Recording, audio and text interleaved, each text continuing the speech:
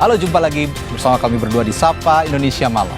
Saudara, konflik Iran, Amerika dan Israel saat ini telah berlangsung selama lebih dari 1 bulan.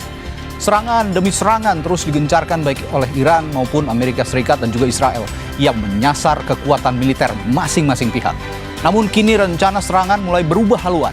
Militer Iran mengumumkan akan menargetkan kediaman para komandan dan pejabat politik Amerika Serikat di kawasan Timur Tengah. Iran pun memastikan permukiman Israel juga akan jadi sasaran serangan balasan itu. Hal itu juga sebagai balasan usai serangan Amerika Serikat dan Israel menyasar warga sipil di Iran.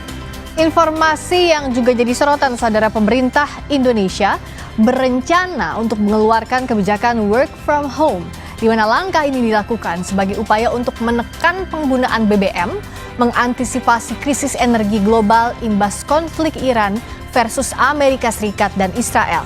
Lalu mekanisme apa yang akan diterapkan? Dua informasi tersebut dan informasi lainnya akan menjadi menu utama dalam Sapa Indonesia Malam. Bersama saya, Friska Clarissa. Dan saya Radi Saputro, kita jelang Sapa Indonesia Malam selengkapnya untuk Anda.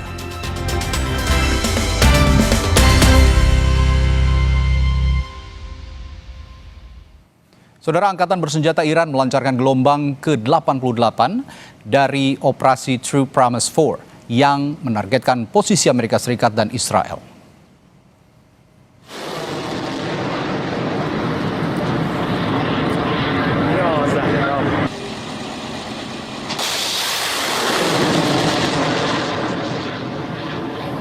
Dalam serangan ini, sebuah kapal kontainer milik Israel dikabarkan terkena rudal balistik yang ditembakkan Angkatan Laut IRGC di perairan Teluk Persia, tepatnya di tengah Teluk Persia.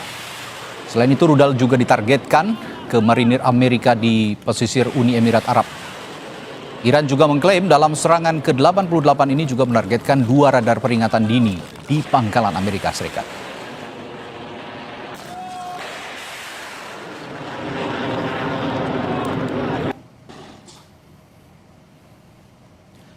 Sementara itu, Komando Pusat Amerika Serikat atau CENTCOM merilis rekaman pada Selasa waktu setempat yang menunjukkan pasukannya menyerang target-target milik Iran.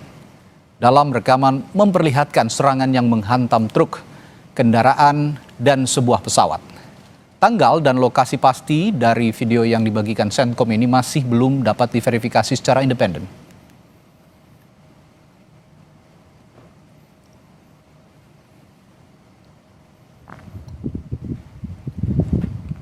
Media Iran melaporkan Korps Garda Revolusi Iran menghancurkan 5 pesawat tidak berawak Amerika Serikat atau drone Hermes.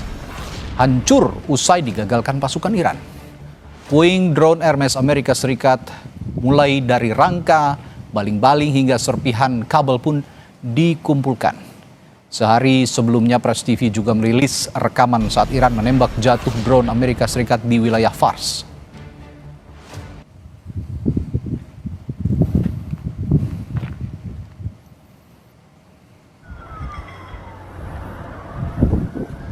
Rudal-rudal Iran juga kembali menghantam kompleks pengolahan dan penyimpanan minyak Israel di Haifa, Senin waktu setempat.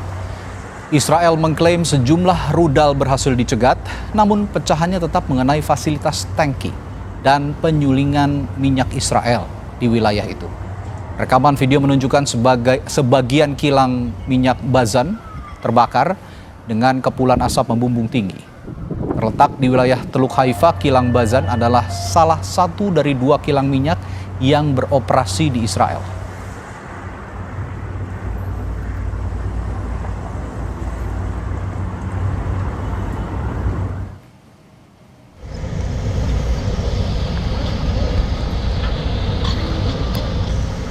Sebuah bangunan industri dan tangki bahan bakar di kilang minyak Israel di utara Haifa terkena puing-puing rudal yang berhasil dicegat.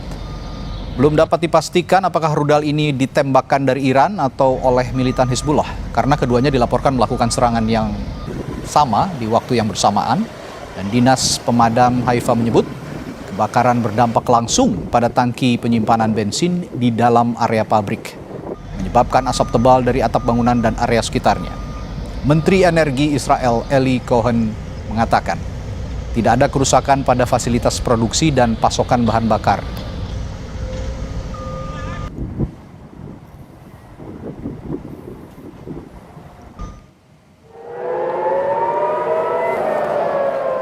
Rudal-rudal Iran terlihat melintas di langit menuju Israel, melintasi Tel Aviv dan tepi barat pada Senin malam dalam dua serangan yang berbeda.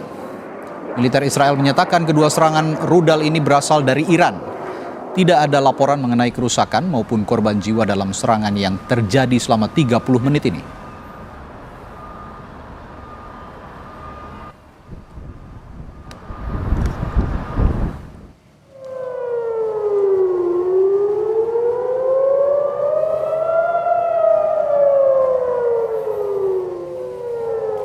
Rudal-rudal berhasil dicegat oleh sistem pertahanan Israel saat sirine berbunyi pada Selasa malam di seluruh Yerusalem.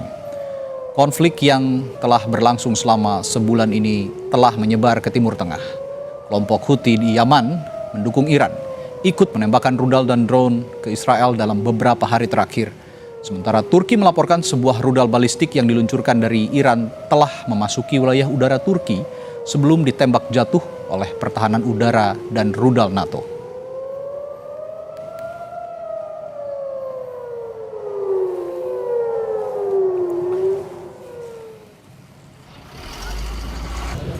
Sebuah bangunan tempat tinggal hancur akibat serangan udara di daerah Al-Rihab, pinggir selatan Beirut, Lebanon. Rekaman video menunjukkan asap mengepul dari bangunan yang rusak dan mobil-mobil di sekitarnya hancur tertimpa reruntuhan. Media Lebanon mencatat serangan ini dilakukan oleh pesawat tempur Israel.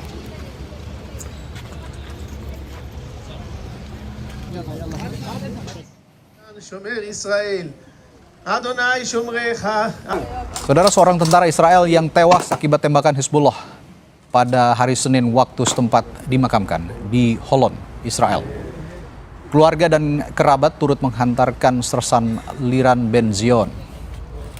Militer Israel mengatakan Sersan Liran tewas dalam pertempuran di Lebanon Selatan. Lebanon Selatan menjadi target Israel karena dianggap sebagai lokasi perlindungan Hizbullah.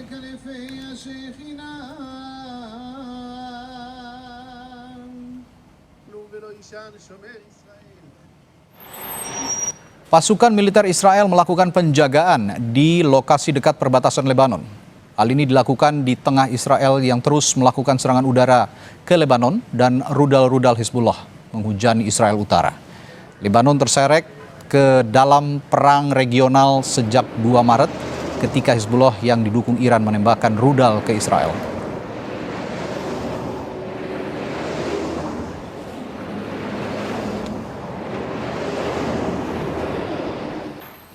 Tiga pasukan perdamaian PBB dari Indonesia gugur dalam 2 insiden terpisah di Lebanon Selatan.